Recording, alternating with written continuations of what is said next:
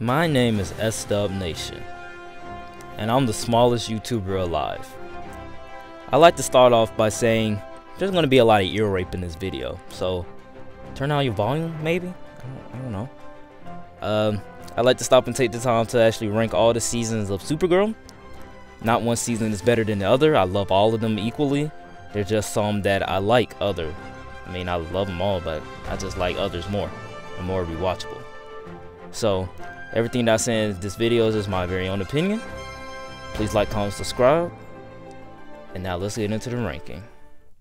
Kicking off my list at number 5, we have Supergirl Season 2. Now, don't get me wrong, I love this season. This season has a lot of things I love about it. I mean, it keeps the lighthearted tone that fans loved from the first season, and it also introduces the first ever Arrowverse Superman, which is amazing. I love this Superman. I really can't wait for his show. And I'm all for female empowerment because I like the fact that, Supergirl is actually getting stronger. She's understanding her powers a little bit more. She's meeting new aliens. It's just a lot of things that I love about this season. And there's also some things I don't like about this season. They put Superman down way too much. I mean, in the Arrowverse, Superman is really a punk. And there's one thing that I don't get. Listen, I'm getting hysterical right now. There's one thing that I don't get. Supergirl defeated Superman. No, listen to this. She defeated him when he thought he was fighting his worst enemy.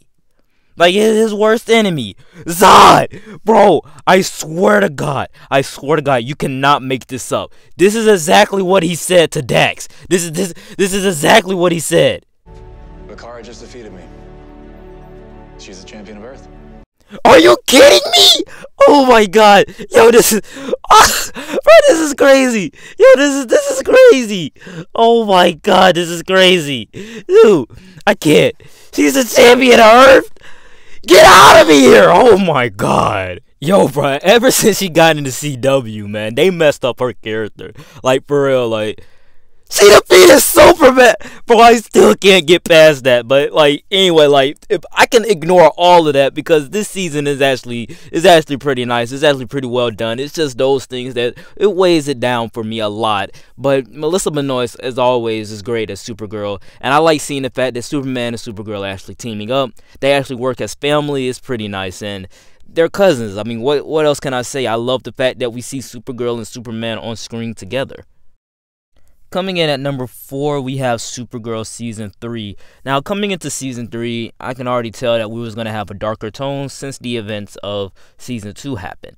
And then this season did get boring at times. I couldn't sit down and watch all 22 to 23 episodes of this season without taking breaks because really, like I just said, this season was boring at times. But I like the fact that the villain is actually good and they was actually set up. Kara actually has relationships with new people, and then the relationships that she did have, when those didn't work out, it actually affects her, and it affects her in an emotional way that she can't really get over the fact. But the darker theme just doesn't fit Supergirl's hopefulness. But I can understand how the darker theme fits inside of the season. But you know what I can't understand? The supervillain's daughter! Yo, another ear rape. The supervillain's daughter, listen, was the worst character in the entire Arrowverse. You know what she did? She ran away from her mom. Got in some serious trouble just so her mom can show off her superpowers. To show her that she has superpowers. Yo, I am dead right now. I was laughing. And not in a good way. I was not happy. When that happened. That was dumb. Like, who does she think she is? She was the worst acted character in that season. Get out of here, bro. I swear to God, dude. I did not like that. But let's move on.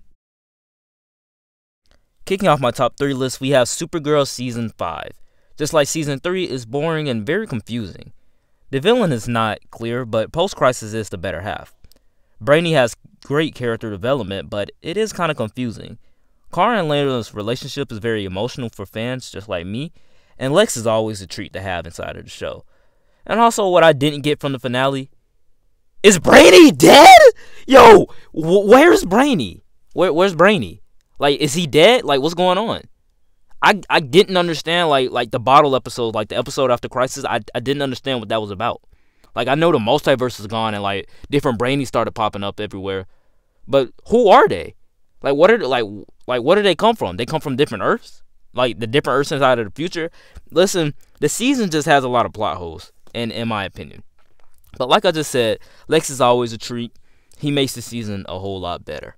Like, this season would have been lower on the list, but if it wasn't for Crisis and Post-Crisis, this season would have been, like, probably at number 4 to 5, because really I just didn't get anything in this season, especially because one significance, like, inside of an episode, like, one thing, they say one phrase in an episode, 2 episodes later, that becomes the whole episode. The whole plot line is that episode. And the stuff with Lex, I really didn't get. I liked his, like, you know, his episodes and stuff, but the stuff with him, I really didn't get. I was only following, like, the storyline with Kara's dad dying. You know, that's the only storyline I was really following in this season. All in all, this season is really not, it's not a fan favorite for me. I wouldn't rewatch this season if I was a fan. I wouldn't. Before I get in my top 2, please check out that playlist up above for everything Arrowverse related that I have on my channel. When you're done with this video, come back tomorrow because I will be ranking all Supergirl main villains, ranked from worst to best from seasons 1 through 6. Without further ado, let's get back into the video. Yeah, coming in at my runner-up, we have Supergirl season 4. Now, you guys are lucky. I would have put this season at number 4, probably at number 5, because really, I wasn't following this season when I watched it. Like, I was bored. I was bored out of my mind. I was not feeling this season. And then I started, like, looking into it. I started reading, like, you know, the info about each episode. Like, you know, I was just, like, you know, I was just scrolling on, like, YouTube and stuff, looking at analysis videos on the season. And, like, really, I like it. The racial themes is what makes this season great. The humans fear what they don't understand, which is like real world stuff. And the stuff that they don't understand are aliens, and they fear them. So they kind of do hate crimes against them and racial stereotype things against them, because it's just like it's the real world. And with this introduction to more diversity of the characters and the cast, this makes Supergirl the show where CW can actually have something to say and about the world and say it well. Lex Luthor is goated. Like, he is goated on me. Like, I swear to you, he made the season a whole lot better. He hates aliens too. Like, when he first appeared on screen, I didn't like him. You know, he had a beard and stuff. I didn't like him. But then I started looking into his character and everything like that. The man is a beast. Like, he hates aliens too. He's the mastermind behind everybody. The Sons of Liberty and everything like that. Like, I love this Lex.